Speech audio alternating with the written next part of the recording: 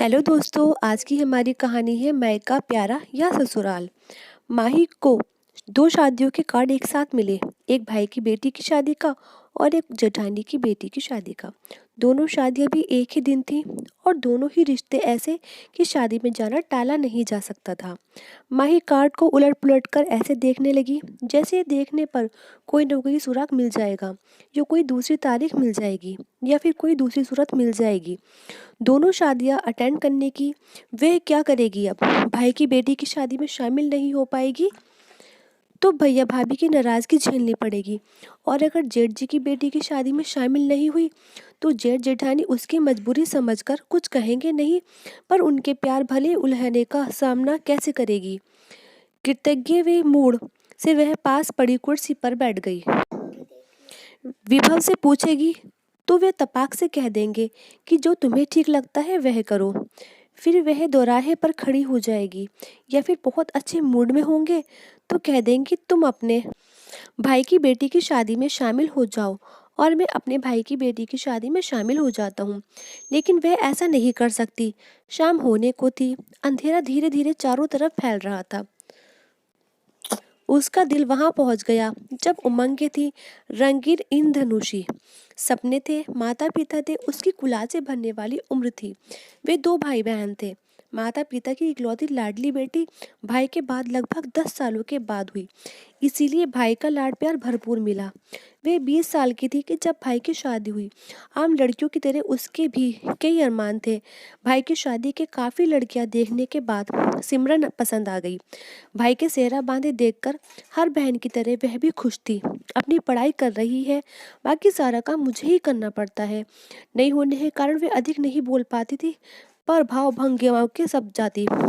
भाभी के हाव भाव समझकर वह भी किचन में हाथ बटाने की कोशिश करने लगी तो माँ ने टोक दिया, तू जा अपनी पढ़ाई कर, ये काम तो जिंदगी भर करने हैं। वह जाने को हुई तो भाभी बोल पड़ी, पर काम आएगा नहीं तो आगे करेगी कैसे? उसे समझ नहीं आया कि भाभी की बात माने कि माँ की। वह एमएससी कर रही थी। पढ़ने में वह हमेशा कक्षा में अच्छे विद्यार्थियों में गिनी जाती रही। भाभी अपनी चुप्पी के पीछे से भी पूरी दबंगता दिखा देती थी। भाई भी उससे अब पहले की तरह बेतकल्लुफ नहीं रहते थे। पहले की तरह भाई से फरमाइश करने की उसकी अब हिम्मत नहीं पड़ती थी। भाई कहीं बाहर तो जाते तो भाभी के लिए कई चीज़ें खरीद कर लाते। वह बहुत उम्मीद से देखती कि शायद उसके लिए भी कुछ खरीद कर लाए हों, पर ऐसा होता नहीं था। उसे किसी बात की कमी नहीं थी, पर भाई का कुछ न लाना जता देता कि अब उन दोनों की जिंदगी में उसकी कोई अहमियत नहीं रह गई है। उसने ये मासूम सी शिकायत माँ से की तो उन्होंने उसे ही समझा दिया, ऐसा तो होता ही है पगली, तेरी शादी होगी तो तेरा पति भी तेरे लिए ऐसे ही लाएगा। पति के लिए पत्नी सब कुछ होती है, करती है, उन्हें खुश रखने का प्रयास करती है ताकि उनके साथ संबंध अच्छे बने रहे। भैया भाभी कहीं जाते तो थोड़े दिन के लिए मायके आने के बावजूद वह भाई के बच्चों की देखभाल करती, उन्हें अपने साथ घुमाने ले जाती, चॉकलेट आइसक्रीम वगैरह खिलाती, पर भाभी उसे फिर भी खास तवज्जो न देती। माही उस घर का तो कभी भी अब घर समझती, फिर वही पहले वाला हक ढूंढती, पर उसकी सारी कोशिशें बेकार हो जाती। भाभी उससे मतलब का रिश्ता निभाती, इसलिए उनमें आत्मीयता कभी नहीं आ पाई। वह जब जब भाभी के साथ किचन में कुछ करने की कोशिश करती तो भाभी उसे साफ जता देती कि उस, उनको उसका अपने किचन में छेड़खानी करना पसंद नहीं। वह 2-4 दिन के लिए आई है, माँ के साथ बैठे और जाए। फिर उसके बच्चे हुए तो सास बुजुर्ग होने की वजह से उसकी अधिक देखभाल नहीं कर पाई, पर जेठानी ने अपना तन मन लगा दिया। माँ जैसी देखभाल उनकी। जेठानी ने जाने की बात सुनी तो मना किया, तुम अभी कमज़ोर हो माही, खुद की व बच्चे की देखभाल नहीं कर पाओगी, यहीं रहो, थोड़े महीने बाद चली जाना, मेरी माँ व भाभी मेरी देखभाल करेंगी। भाभी का स्वभाव जानते हुए भी वह बोली। मायके पहुंची तो खुश थी। वह इस बार लंबे समय के लिए आई थी। जब घर पहुंची तो भावुक होकर माँ व भाभी से मिलना चाहा, पर भाभी का उखड़ा मूड देखकर उत्साह पर पानी फिर गया। माँ भी बहुत उत्साहित नहीं दिखी। लगा माँ ने रीति रिवाज निभाने का व उसका मन रखने के लिए उसे मायके आने को कहा था। शायद उन्हें सचमुच विश्वास नहीं था कि वह आ जाएगी। ससुराल में जेठानी उसके आगे पीछे घूमकर उसका ध्यान रखती, बच्चे की पूरी देखभाल करती। सास हर समय सबसे उसका ध्यान रखने को कहती। उसका बेटा सबकी आंखों का तारा था। वहीं मायके में माँ की भी काम करने की एक सीमा थी।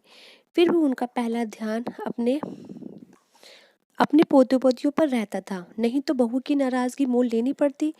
भाभी को तो उसकी देखभाल से मतलब ही नहीं था। जो खाना सबके लिए बनता वही उसके लिए भी बनता करता था। उसका अंश मात्र भी अपने जेठ जेठानी के साथ करेगी तो वे रिश्ता लहलहा उठेंगे। जो रिश्ता तेरी तरफ कदम बढ़ा रहे हैं उन्हें थाम उनका स्वागत कर।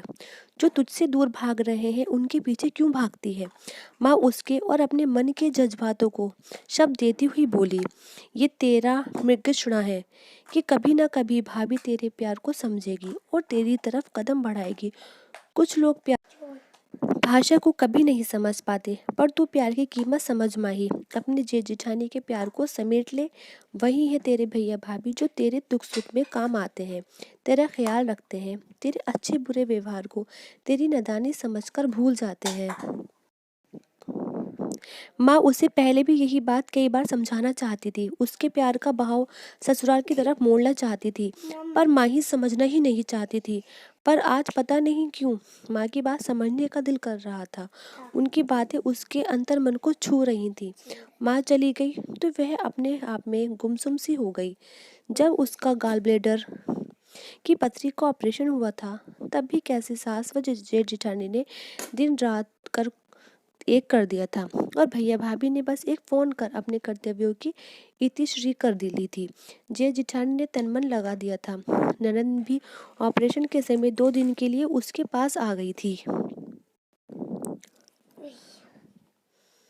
अपने घर जा रही हूँ माँ, अपने भैया भाभी के पास। माँ चुप हो गई। दोनों माँ बेटी बिना शब्दों के कहे भी एक दूसरे के दिल की बात समझ गई थी। दूसरे दिन माही ससुराल लौट आई। उसे वापस आया देखकर घर में सास पति जेठ जिठानी सभी खुश हो गए। किसी ने उससे नहीं पूछा कि वह इतनी जल्दी क्यों लौट आई। धीरे धीरे समय कुछ साल आगे सरक गया। उसके बच्चे थोड़े बड़े हो गए। फिर उनका तबादला दिल्ली से कानपुर हो गया। समय धीरे धीरे सरकता रहा। माता पिता व सास का साथ समय के साथ छूट गया। माँ के जाने के बाद मेरठ जाना बंद हो गया, लेकिन दिल्ली जेठ जिठानी के पास त्योहार व छुट्टियों में आना जाना बना रहा। तभी घंटी की आवाज़ सुनकर वह चौंक गई। शायद विभव ऑफिस से लौट आए थे। वह वर्तमान में लौट आई। उसने उठकर दरवाज़ा खोल दिया। क्या बात है माही, बहुत गमगीन सी लग रही हो, तबीयत ठीक नहीं है क्या। विभव उसे इस कदर उदास देखकर बोले,